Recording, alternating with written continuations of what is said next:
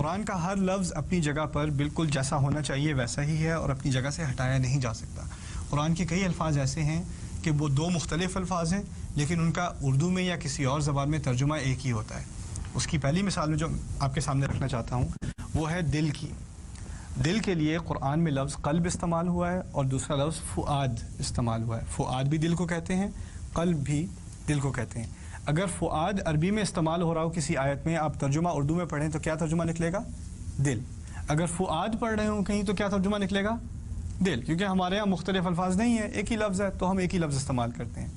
قرآن میں کیونکہ یہ دو الگ الفاظ ہیں تو لازمی طور پر اذا اجتمعا تفرقا, اگر دو قریبی الفاظ ایک ساتھ ذکر کیا جائے ان کا تو لازمی ان کا مقصد یہ ہوتا ہے کہ ان میں جو فرق ہے اس کو ہائی لائٹ کیا جا رہا ہے, ان کے بارے میں ایک طرح سے تمیز کی جا رہی ہے کہ یہ لفظ اور ہے, یہ لفظ اور ہے. بڑی عجیب آیت ہے قرآن کی سورہ اسراء میں, ان السمع والبصر والفؤاد کل اولئک کان عنہ مسئولا.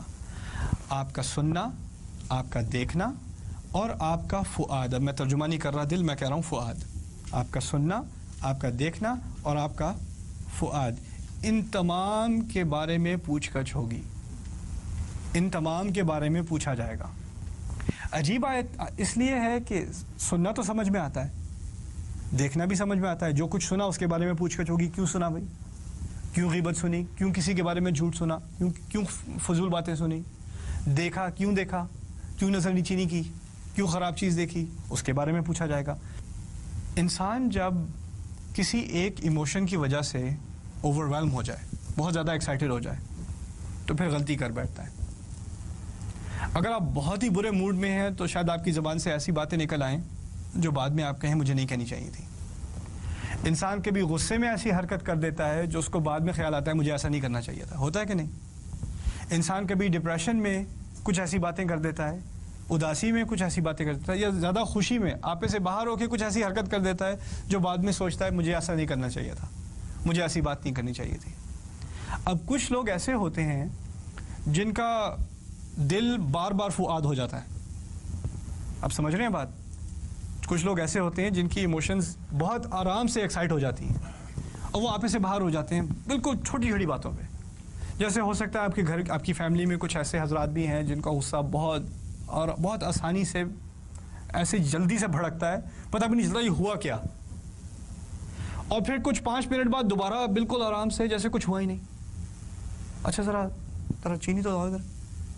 اچھا اور باقی دن کیسا گزرا تمہارا؟ ابھی تو چیخ رہے تھے یار, آپ تو شیشے ٹوٹ رہے تھے گھر کے, اور اب ایک دم سے دوبارہ بالکل نارمل جیسے کچھ ہوا بھی نہیں.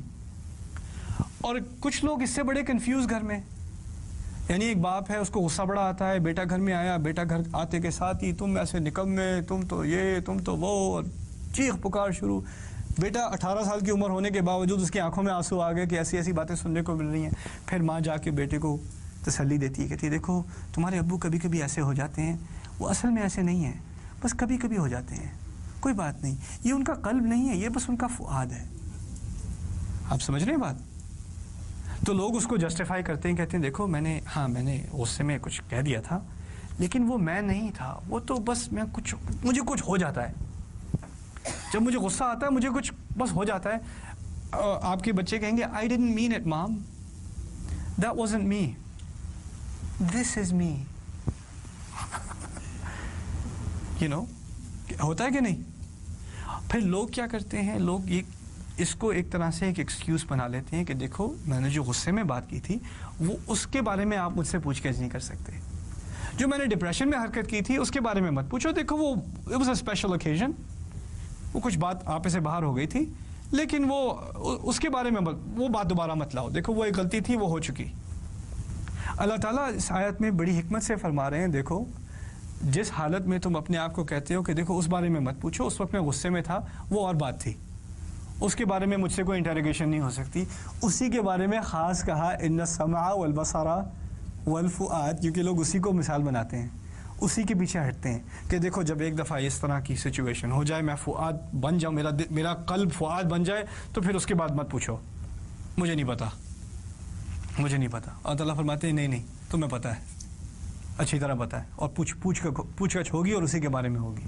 اس کی ایک اور مینیفیسٹیشن کیا ہوتی ہے؟ کہیں زلزلہ آیا یا سیلاب آیا یا کوئی انریسٹ ہوا تو لوگ کیا کرتے ہیں؟ عام آدمی، عام طور پہ بالکل عام آدمی ہے، یعنی اسکول ٹیچر ہے، اکاؤنٹنٹ ہے، جو بھی ہے، جب ایک دفعہ دکانوں کی توڑ پھوڑ شروع ہوئی اور لوگوں نے گاڑیاں لوٹنی شروع کی اور دکانوں میں سے ٹی وی اٹھا کے لے جا رہے ہیں، اسکول ٹیچر عام آدمی، پاگل نہیں ہے وہ، بالکل سیدھا سادہ انسان ہے، اس کو بھی دیکھیں کیمرے پہ کیا کر رہا ہے، وہ بڑا سا ٹی وی لے کے وہ جا رہا ہے، اور پھر وہ بھی کورٹ روم میں پہنچا، اس کے بارے میں سوال جواب ہو رہے ہیں، تم نے یہ حرکت کیوں کی؟